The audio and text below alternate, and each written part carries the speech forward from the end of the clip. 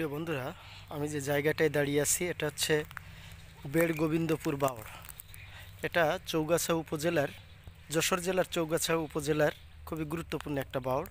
আপনারা জানেন যশোর জেলায় এরকম প্রায় 25 থেকে 30টির মতো বাওড় কিন্তু আছে, বিভিন্ন উপজেলায় ছড়িয়ে ছিটিয়ে।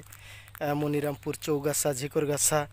হ্যাঁ, তো দক্ষিণাঞ্চলের এই যশোর জেলাটা বিশেষ করে ওই বিভিন্ন আহ, একাধিক পরিমাণ এই যে বাওড়ের কারণে কিন্তু খুবই বিখ্যাত হয়েছে আর কি। এরকম কিন্তু বাওড় আছে, আপনার হাওড়ের নাম শুনে থাকবেন, কিন্তু আসলে বাওড়ের নাম শোনার কথা না অনেকের।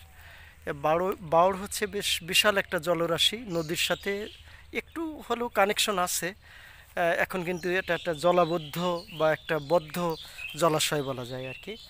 হ্যাঁ, এই হচ্ছে সেই বেড় গোবিন্দপুর বাওড়। এবং এই যে জায়গাটা, এই জায়গাটার নাম হচ্ছে ফতেপুর। এবং আমি যে জায়গাটা দাঁড়িয়ে আছি এটা আসলে ফতেপুর ইকো পার্ক লেখা আছে। আসলে ইকো পার্ক বলতে এখানে কোনো রকম একটু বসার জায়গা এবং এ পাশে একটু আপনি একটু রিল্যাক্সে পার্ক করতে পারবেন। এটাই হচ্ছে মোটামুটি ইকো পার্ক। পাশে একটা সরকারি মৎস্য অধিদপ্তরের একটা অফিস দেখা যাচ্ছে, সরকারি একটা অফিস। এই আর কি এখানকার সার্বিক অবস্থা।